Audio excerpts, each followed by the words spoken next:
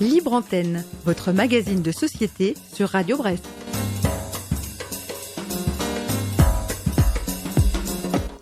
Bonjour à toutes et à tous.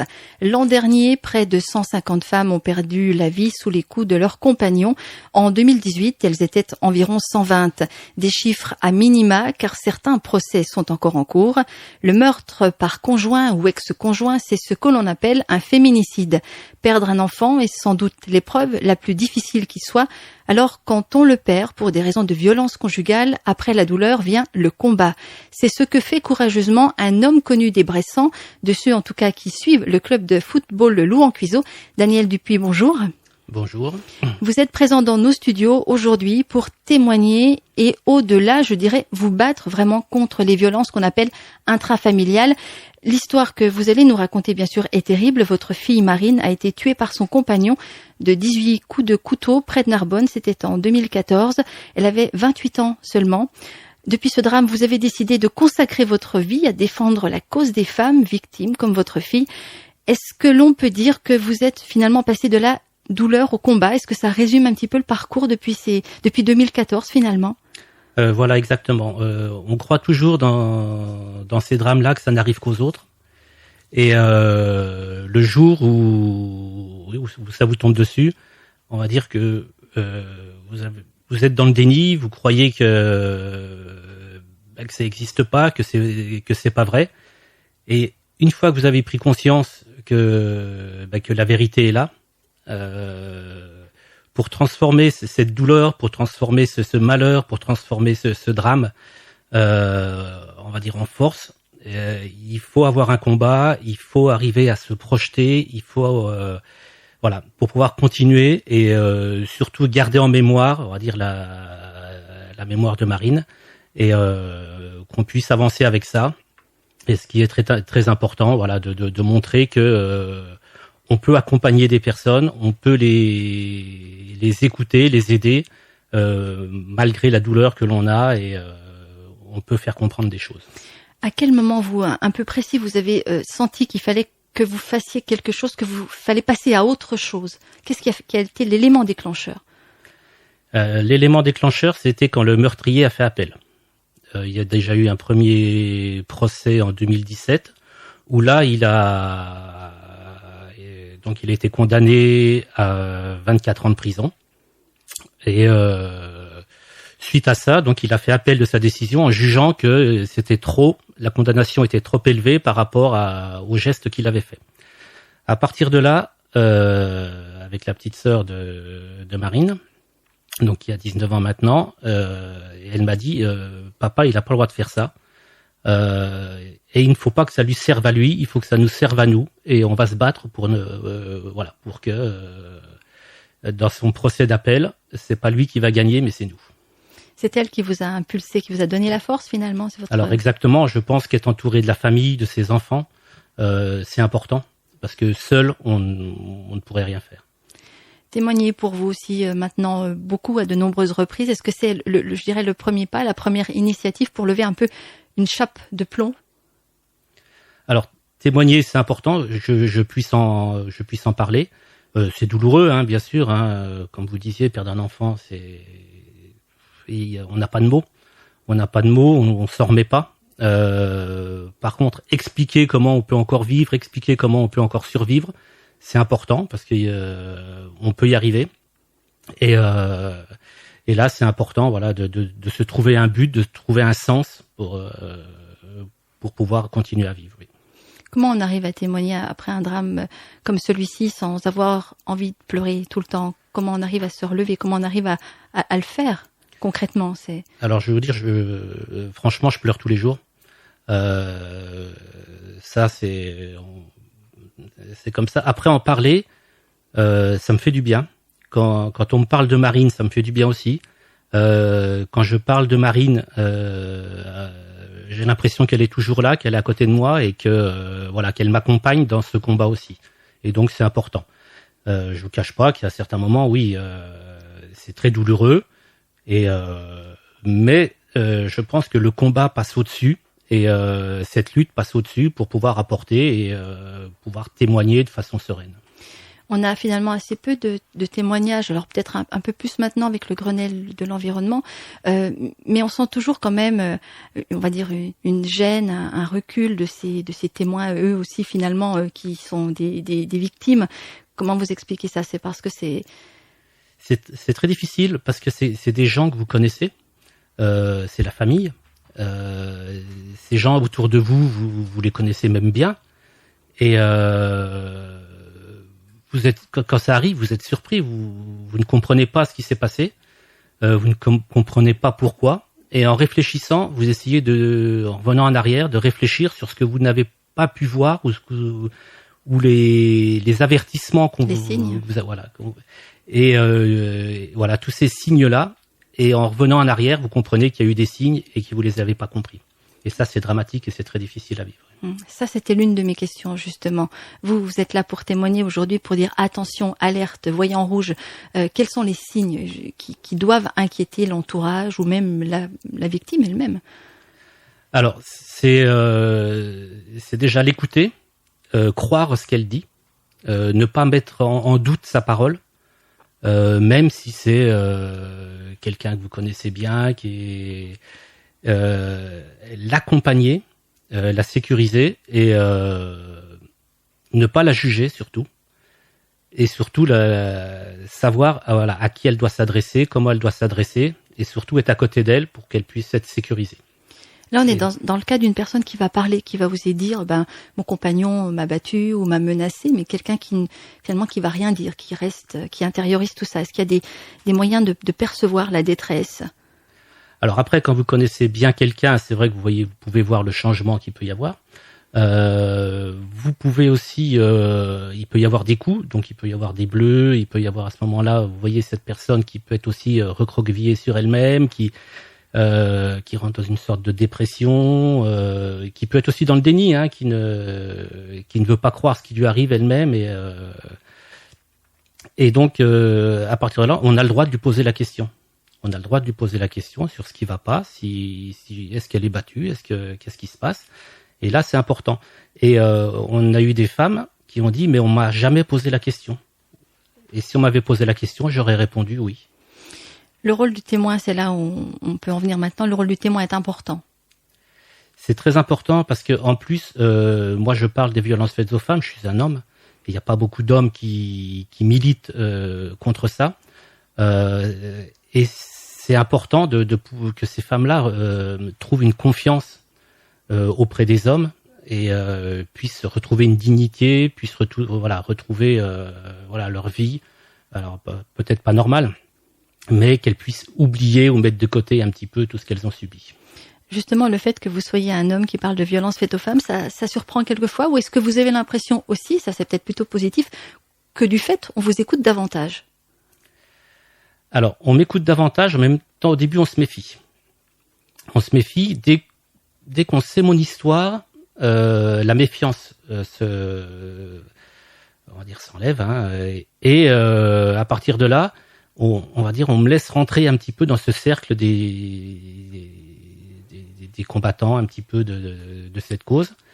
Et on va dire que mon histoire aussi fait que depuis que je suis tout petit, donc j'ai été élevé que par ma mère avec mes deux sœurs, j'ai été élevé au milieu, on va dire des femmes. Donc j'ai une connaissance, on va dire du fonctionnement féminin. Voilà, exactement. Ouais. C'est moi qui ai pris les congés parentaux pour mes enfants. J'ai élevé mes enfants et voilà, j'ai ma méthode de vie, mais mon mode de fonctionnement fait que je comprends et j'agis dans ce sens-là.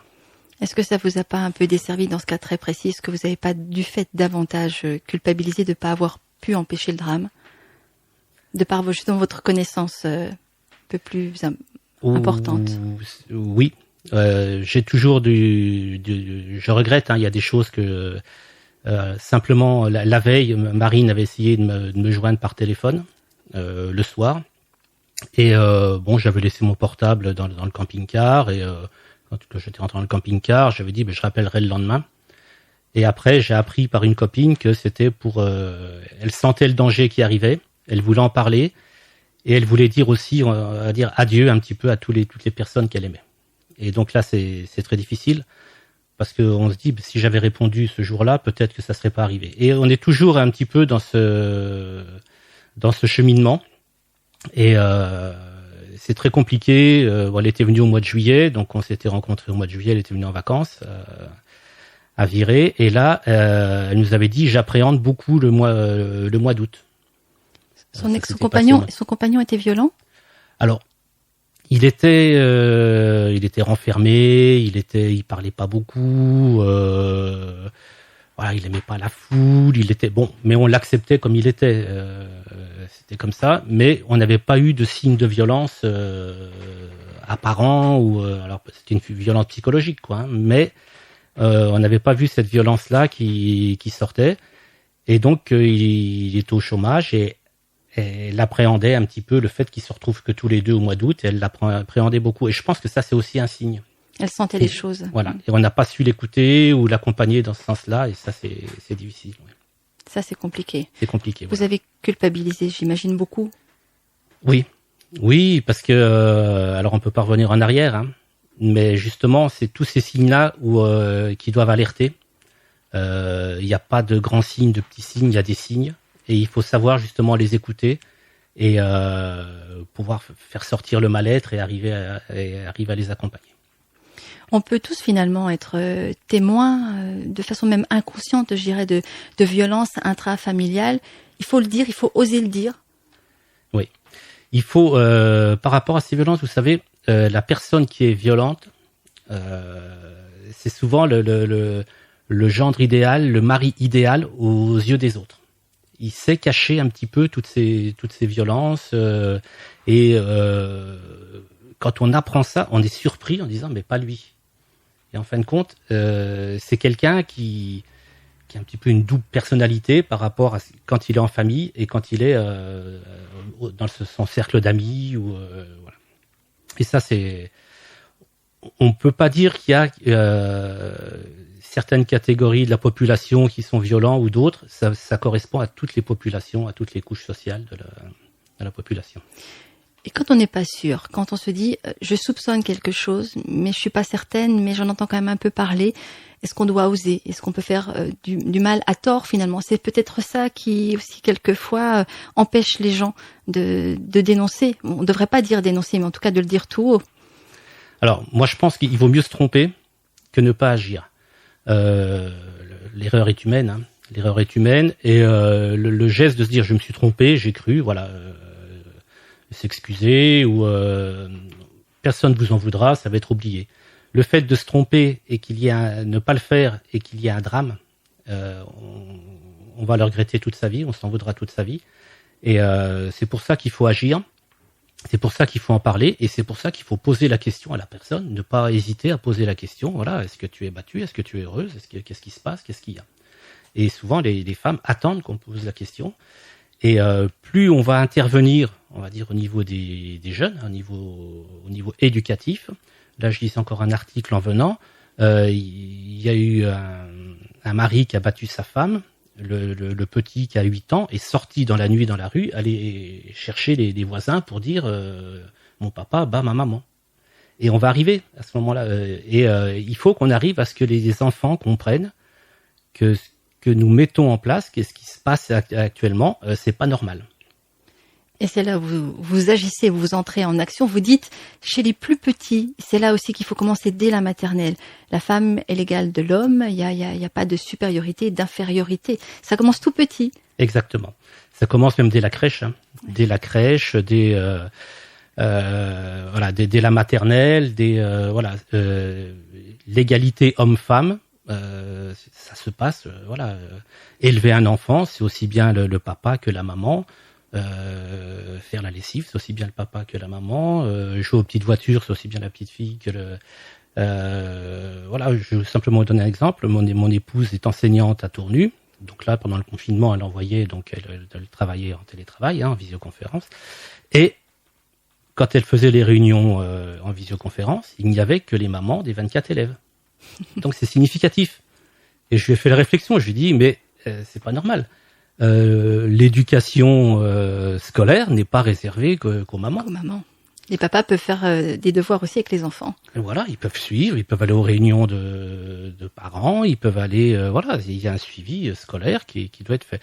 Donc voilà, il y a un gros travail et que l'on doit faire. Il y a des choses qui sont mises en place dans des écoles, dans des crèches. Il y a des pays qui sont un peu plus en avance que nous, des pays nordistes auxquels on peut s'inspirer.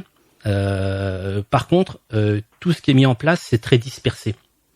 C'est chacun fait un petit peu de l'éducation de son côté, en fonction de ses convictions, en fonction de ce qu'il connaît, de ce qu'il a envie. Mais moi, je vais militer, c'est pour qu'il y ait un vrai programme au niveau des écoles, au niveau des centres de loisirs, au niveau des clubs, partout où on touche les jeunes, qu'il y ait un vrai programme, qu'il y ait une vraie volonté politique un petit peu de bouger les lignes. Voilà. Ça, c'est une grosse ambition quand même. Quand on s'attaque à l'éducation nationale notamment, c'est une grosse ambition. Vous avez conscience de ça? C'est une grosse ambition. Je sais, donc on peut pas le faire seul, donc bien sûr qu'il faut être accompagné, il faut du monde. Il faut déjà tous ceux qui travaillent dans ce sens-là, qui ont mis des choses en place, on puisse se regrouper pour dire moi je fais ça de telle façon, et qu'on puisse sortir des programmes au niveau de l'éducation nationale, au niveau de jeunesse et sport. Alors il y en a, mais c'est très ponctuel, et il faut qu'on puisse avoir quelque chose de cohérent, de suivi et on va dire de surveiller en même temps, et que qu'on puisse s'attaquer, on va dire, à la base pour pouvoir construire le monde de demain. À quelle porte allez-vous aller toquer pour pouvoir faire rentrer ça dans votre objectif? Alors, j'ai déjà rencontré avant le confinement Laurence Rossignol, sénatrice, ancienne ministre des droits des femmes, où j'en ai parlé avec elle, qui a tout de suite adhéré au projet et qui m'a accompagné en disant moi ce que je souhaiterais c'est que la région Bourgogne, même le département de Saône-et-Loire, soit pilote par rapport à ce que vous mettez en place.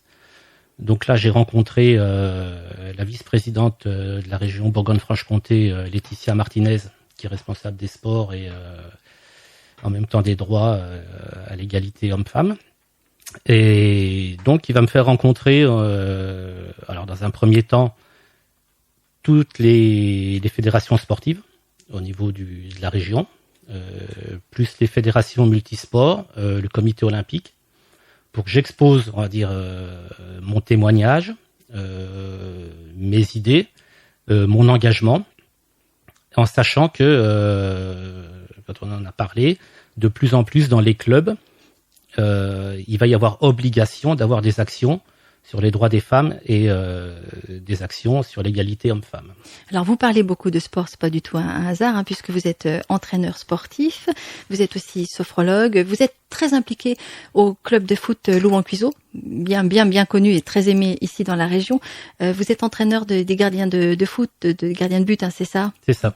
Voilà. Et ils vous ont donné l'opportunité, le président, les encadrants, de justement militer dans ce sens-là, tout doucement instiller comme ça des petites actions qui font qu'on arrive vers l'égalité homme-femme, ou en tout cas être un peu moins macho peut-être dans un domaine, dans un sport quand même qu'il est pas mal. Oui, exactement. Alors peut-être que moi je fais tâche par rapport aux autres, mais par contre, tout le monde approuve mes actions, tout le monde approuve mon engagement, et je pense que je commence aussi à changer les mentalités, et ça va être important de travailler dans ce sens-là, parce que déjà ça va être des projets dans les clubs, des projets au niveau des fédérations. On aura l'obligation de mettre en place des actions. Et je pense que le club, bien sûr, et on a la chance d'avoir un club et des dirigeants comme au club de Louan, c'est-à-dire qui sont ouverts à toute action, qui vont nous permettre de pouvoir s'exprimer, de pouvoir mettre en place différentes situations. Et ça, c'est une grande chance. Tous les clubs ne sont pas comme ça. Et nos dirigeants, justement, œuvrent dans ce sens-là. Et c'est très important de pouvoir agir. D'autant plus qu'il y a des équipes féminines au sein du club à Louan.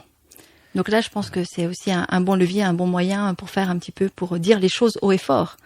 Et puis vous sentir soutenu surtout, parce que c'est pas partout, c'est pas dans tous les clubs. Et on a quelqu'un vraiment qui s'occupe des équipes féminines, Anthony Aubry, qui est vraiment quelqu'un d'exceptionnel, et qui a fait, au niveau des féminines, qui a fait du club quelque chose, un club pilote un petit peu par rapport aux féminines, et qui est sans cesse à la recherche justement de nouveaux projets, d'actions pour pouvoir justement travailler avec les féminines.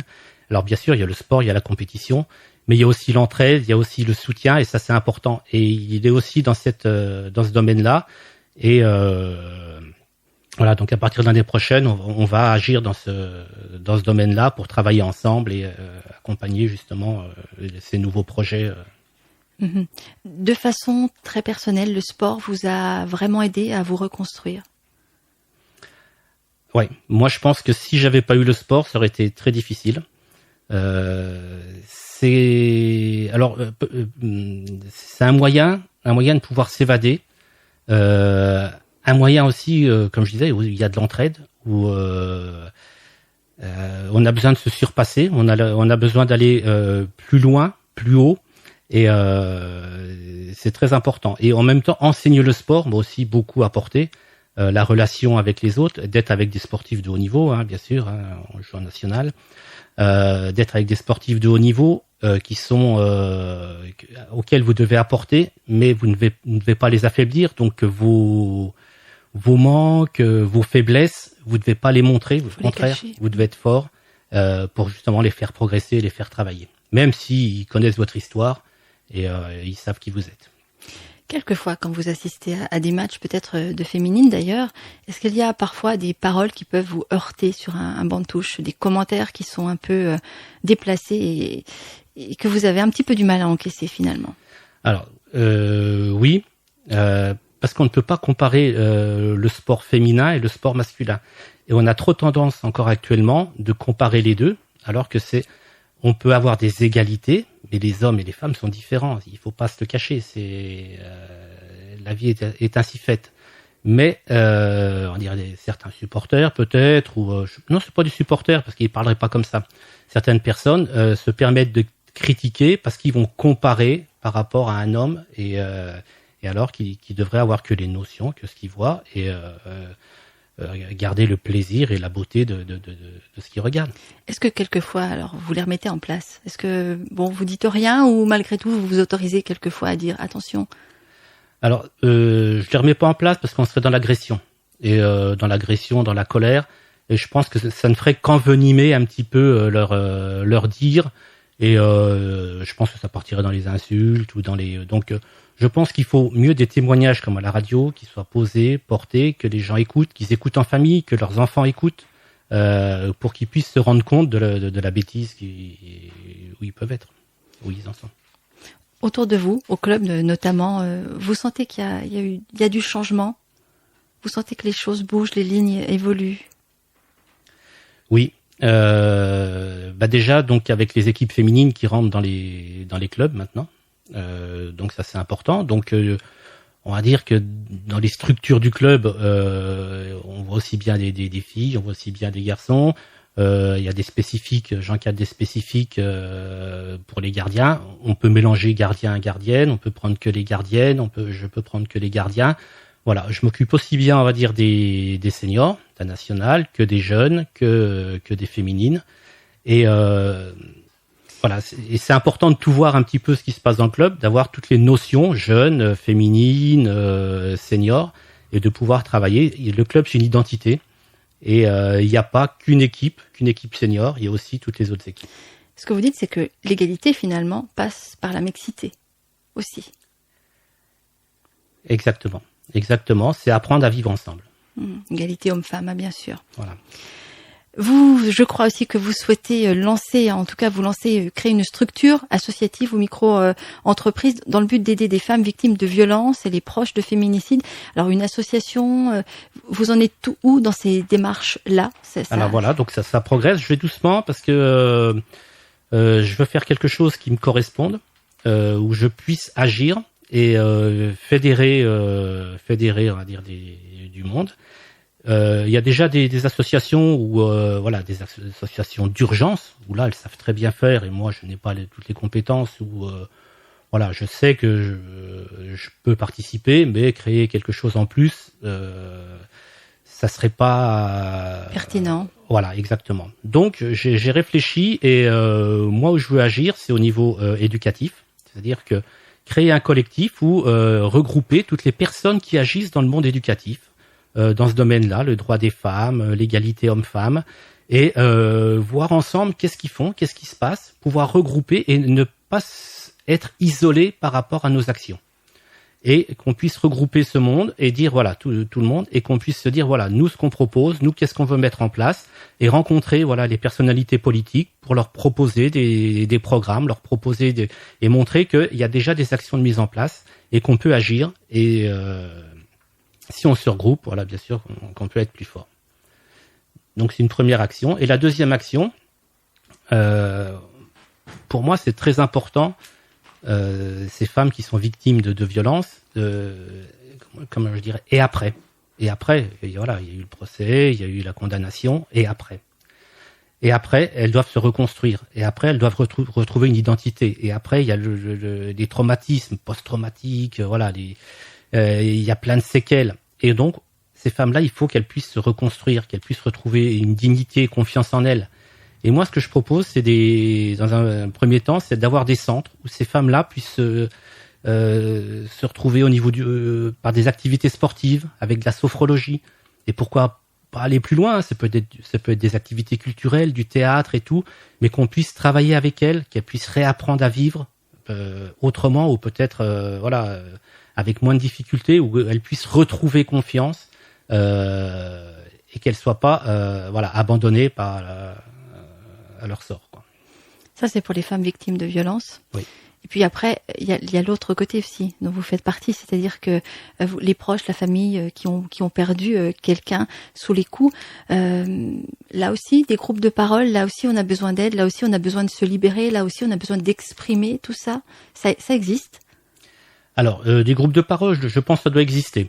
Mais il y en a pas beaucoup pour les familles, voilà, on va dire les victimes, ceux qui ont vu, pas ceux qui ont subi les coups, mais c'est voilà les parents qui étaient là, qui ont perdu un enfant, et donc c'est aussi important, voilà, de pouvoir travailler avec ces gens-là, aussi par le sport, par des actions, par peut-être des dialogues, voilà, c'est important. Mais ces gens-là, il faut pas les oublier. Parce qu'elles sont traumatisées aussi, et il faut qu'on puisse les reconstruire aussi, retravailler avec elles. Voilà, on a parlé il y a pas longtemps justement des congés pour la perte d'un enfant. On voyait que on est obligé de se battre pour savoir si on a 10 jours, 5 jours, 12 jours de congés, etc. Je trouve ça inadmissible. C'est pas ce qui va faire revenir l'enfant, c'est pas ce qui va ruiner le gouvernement, et il faut réfléchir autrement. Et c'est là où je veux en venir, c'est que voilà, moi je veux réfléchir autrement et aller de l'avant pour penser à ces personnes-là. Le message d'espoir, peut-être le message tout court que vous souhaiteriez faire passer avant qu'on ne se quitte. Alors d'espoir, ça veut dire qu'il faut toujours se battre.